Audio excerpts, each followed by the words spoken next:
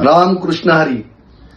आषाढी वारीच्या निमित्ताने महाराष्ट्राच्या कानाकोपऱ्यातून किंबहुना महाराष्ट्राच्या बाहेरून आलेल्या सर्व वारकरी भाविक भक्त यांचं मी प्रथमतः स्वागत करतो.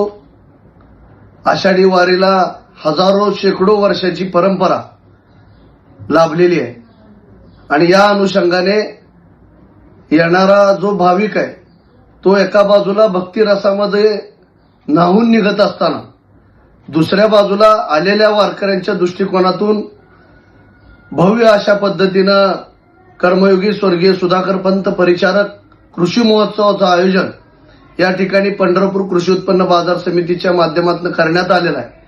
त्यामुळं आलेल्या सर्व भाविक भक्तांना या निमित्ताने आवाहन करतोय की आपण भक्तिरसामध्ये तल्लीन होत असताना जाताना आपण या कृषी प्रदर्शनाला भेट द्यावी. गेल्या 2015 सालापासून पंढरपूर तालुक्याचे भाग्यविधाते कर्मयोगी स्वर्गीय सुधाकर पंत परिचारक यांच्या आशीर्वादाने आणि सोलापूर जिल्ह्याचे माजी आमदार आदरणीय प्रशांतरावजी परिचारक यांच्या माध्यमातून पंढरपूर कृषी उत्पन्न बाजार समितीनं या कृषी महोत्सवाचं आयोजन केले. निश्चितच हजारो लाखो लोकांचा या शिबिराला प्रतिसाद हा गेल्या 2 दिवसापासून लाभत आलेला आहे. या शिबिराचं उद्घाटन राज्याचे कर्तव्यदक्ष मुख्यमंत्री आदरणीय देवेंद्रजी फडणवीस साहेब त्याचबरोबर मंत्रिमंडळातले इतर सहकारी यांच्या माध्यमातून करण्यात आले.